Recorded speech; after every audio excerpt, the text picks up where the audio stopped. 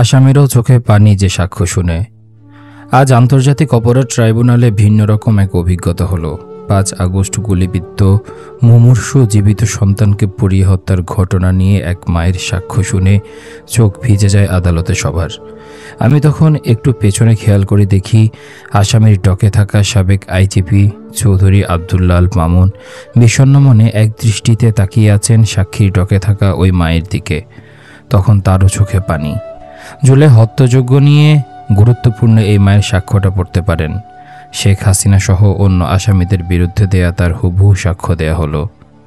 সাক্ষ্য প্রদান আন্তর্জাতিক অপরাধ ট্রাইব্যুনাল, কেস নং ICT BD 02-2025, মামলা চিফ প্রসিকিউটর বনাম শেখ হাসিনা এবং অন্যরা। আমার নাম মোসাম্মদ শাহিনা বেগম। আমার বর্তমান বয়স আনুমানিক 41 বছর।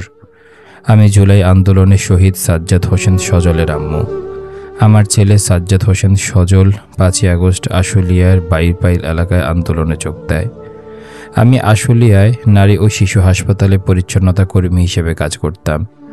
আমার ছেলে আন্দোলনে যায় এবং আমি হাসপাতালে ডিউটিতে যাই। হাসপাতালে অনবরত গুলিবিদ্ধ রোগী আসছিল। তখন আমি বারবার ছেলেকে ফোন করে বলি, বাবা তুমি বাসায় ফিরে আসো, হাসপাতালে অনেক গুলিবিদ্ধ আহত রোগী আসতেছে, তোমার আন্দোলনে থাকার দরকার নাই।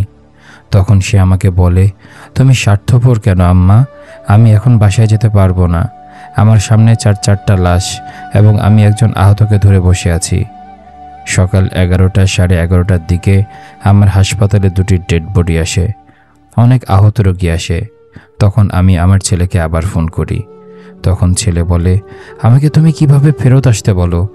আমি তখন বলি, তুমি আমার একমাত্র ছেলে, তোমার একটি ছোট্ট মেয়ে আছে বাবা, তোমাকে আমি ইঞ্জিনিয়ার বানাতে চাই। কিন্তু সে বাসায় ফিরে আসেনি। তখন সে আমাকে জবাব দেয়, মা আমি যদি মারা যাই তাহলে 1000 সন্তান তোমার পাশে দাঁড়াবে, তুমি আমার চিন্তা করো না। এরপর আরও 2টি মৃতদেহ আমার হাসপাতালে আসে।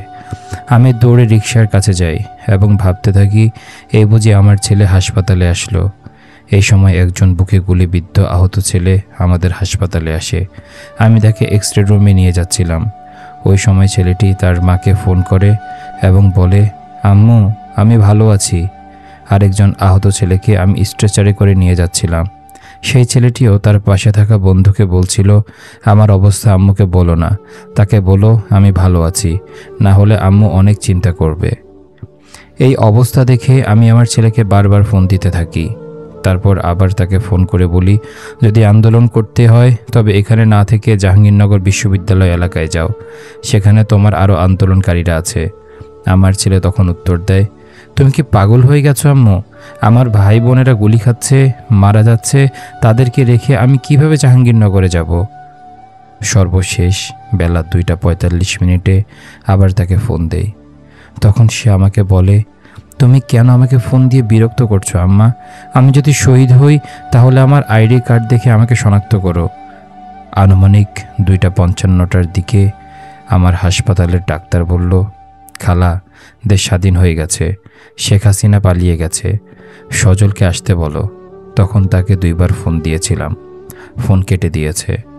পরে অনবরত ফোন করেছি কিন্তু কেউ রিসিভ করেনি। এক পর্যায়ে ফোন বন্ধ হয়ে যায়। তখন আমি তার সকল বন্ধু বান্ধবকে ফোন দিয়ে বাইপাল এলাকায় তার খোঁজ নিতে বলি।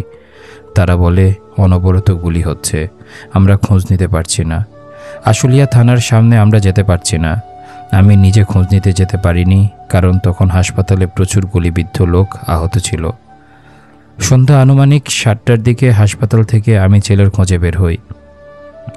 আমার সাথে সজলের এক বন্ধু, তার নাম শান্ত, তাকে সাথে নিয়ে আমি বের হই। আমি আশেপাশে যত হাসপাতাল আছে সকল হাসপাতালে ছেলের খোঁজ করি, কিন্তু পাইনি।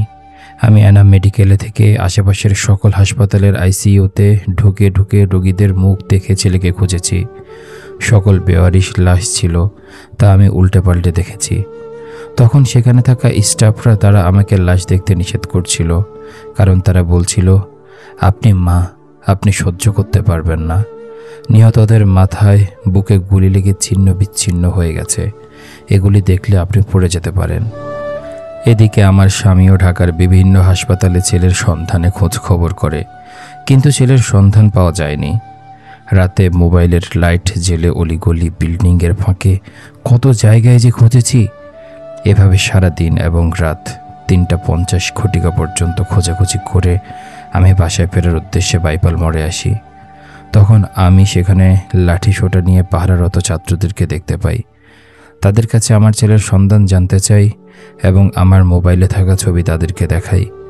তখন একজন ছেলে আমাকে বলে, আন্টি, আপনি যদি সহ্য করতে পারেন তাহলে আমি আপনাকে একটা খবর বলতে চাই।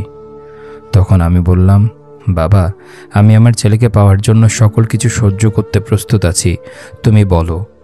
তখন সে ছেলেটি আমাকে বলে, আশুলিয়া থানার সামনে 6-7টি ছেলেকে হত্যা করে পুড়িয়ে ফেলা হয়েছে, আপনি সেখানে আপনার ছেলেকে খুঁজে দেখতে পারেন।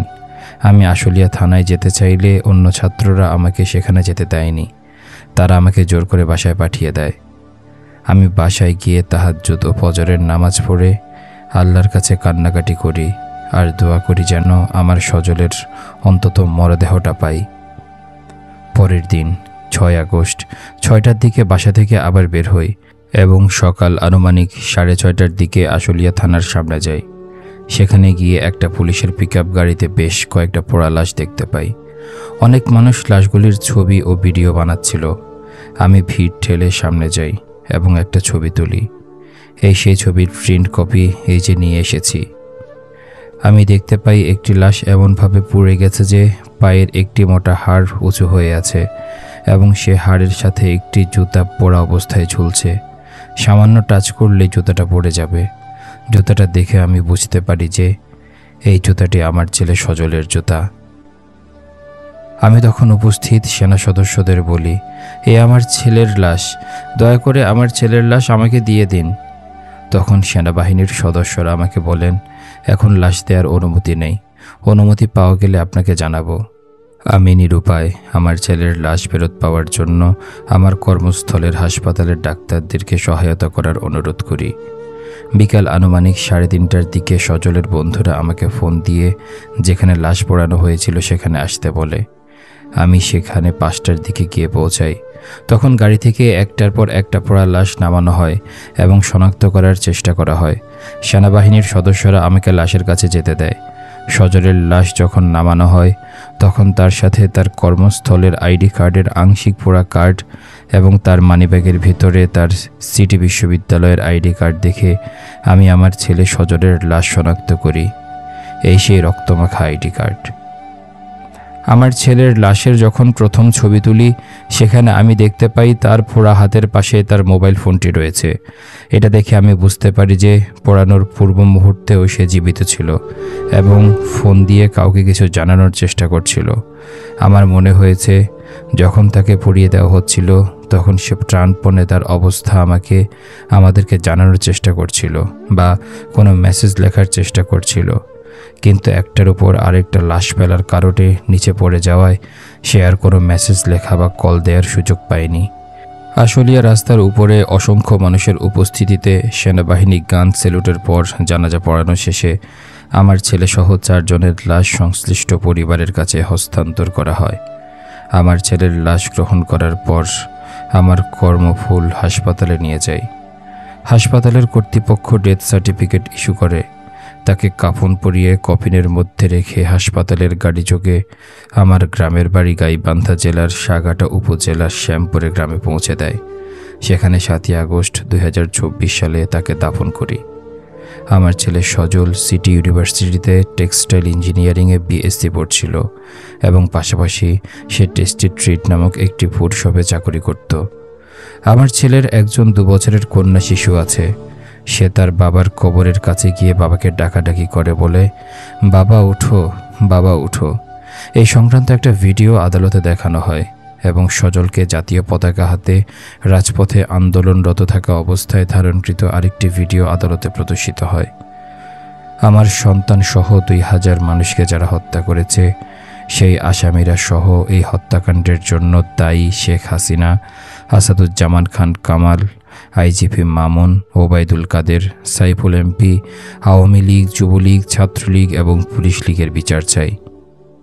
তদন্তকারী কর্মকর্তা আমাকে জিজ্ঞাসাবাদ করেছেন, এই আমার জবানবন্দি। আন্তর্জাতিক অপরাধ ট্রাইব্যুনাল 17/8/2025। আমার আসলে বলার ভাষা হারিয়ে ফেলছি। যে নৃশংসতা, যে হত্যাযজ্ঞ গত জুলাই আগস্ট আন্দোলনে পতিত স্বৈরাচার শেখ হাসিনা ও তার জান্তা বাহিনী করেছে বাংলার আপামর জনগণের উপর, তার বিচার যদিও চলমান, তবে আমরা চাই দ্রুত সময়ের মধ্যে এই বিচার সম্পূর্ণ করে এই দায় থেকে মুক্তি দেয়া হোক।